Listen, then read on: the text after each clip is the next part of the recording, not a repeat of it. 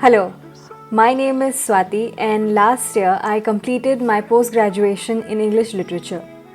Well, to be honest, only some of us are quite lucky to pursue what we love and to do what we love. And I was one of the lucky people. I am one of the lucky people.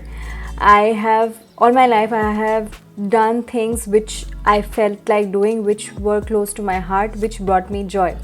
And literature was one such thing which brought me joy, which does bring me joy even now.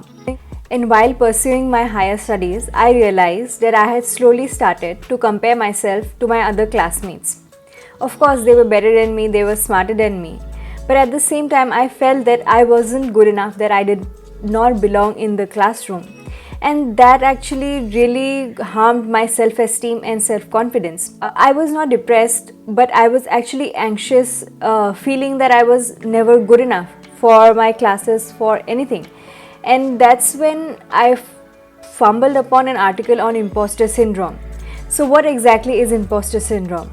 Imposter syndrome refers to an internal experience of believing that you are not as competent as others perceive you to be. While this definition is usually narrowly applied to intelligence and achievement, it has links to perfectionism and the social context. Let me know in the comment section below if you have ever felt that you did not belong amongst a group of people who did exactly the same thing, but you felt that you were not good enough. So while reading up on the imposter syndrome, I came across this term called the spotlight effect. So this term is usually used by social psychologists to refer to the tendency we have to overestimate how much other people notice us. I'll give you a personal example. When I actually started this YouTube channel, to be honest, I had been thinking about it for months, but I did not have the courage to do it because I was always constantly feeling that, oh God, what if like my friends find out? What if people find out and they know that I'm not good enough, and then I'm just trying to do something that I'm not good enough, and I was really scared. But once I hit the record button in my camera, I realized that okay, it's not that bad, and my friends and my family, they are actually supporting me in my endeavors. So how am I trying to fight the imposter syndrome, and how you can too? Number 1, acknowledging the fact that everybody is better than everyone. Yes, you might feel that you are the one who is the fraud and who is a person who does not belong in the group. But actually, if you ask around, actually what happened was that I shared this story of how I was feeling with a friend. And this person was a person who even now, I still look up to her because she's smart, she's intelligent, she's funny.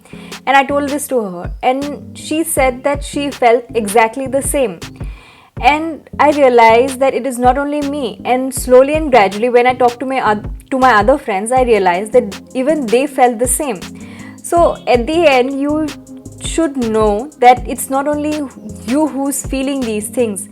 Everybody around you, everybody in your classroom must be feeling these things, that they don't belong in the classroom amongst the smart people, amongst the intelligent people. Because guess what? There will be somebody who is better than you in every field, anywhere you go. So it's no point thinking about it and feeling bad and feeling ashamed of yourself. Own your smartness, own your intelligence. Number 2, it's okay to sometimes feel like an imposter, unless and until you don't make it a mentality. And it is important for us to validate our emotions. When we are feeling sad, we should not force ourselves to be happy. And when we are anxious, we should give ourselves some time to, feel better. But that does not mean that we suppress our emotions. I feel I have done that, and that is the worst thing that you can do to yourself, suppressing your emotions when you're feeling happy, when you're feeling sad, anxious, anything. So I feel even when you are feeling that you are an imposter, and so I feel that it's okay to feel those things, because it's not like in one fine day you watch like one of these videos and you will get enlightened and there will be no more imposter syndrome for you. That's not going to happen. So I feel it's okay to feel that way sometimes, but also at the same time it's not very healthy to make it a mentality that, oh God, like no, like you are this person, then that you are an imposter and you have to identify it with it for your entire life. And lastly, knowing that you are not alone. Everybody wants to be better than the next person. Everybody wants to be the best. Best at tennis, best at being an astronaut, best at everything, I feel. So you need to know that you are not alone. The journey is the most important for you. It's not about being the best. That's what actually I feel. Of course, if you want to be the best, go ahead. But do know that you are not alone in feeling these things, that you want to do better, that you want to better yourself, and that's totally cool. But do know that you are not alone and that nobody actually cares. In the sense, they are also thinking about being the better version of themselves, right?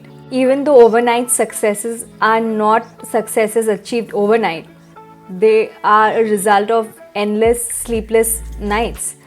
So all that all my ramblings, all I'm trying to say is that don't be scared. Feeling like an imposter is not something that you and only you feel. Everybody, even I feel it almost all the time, but I'm still trying to fight it.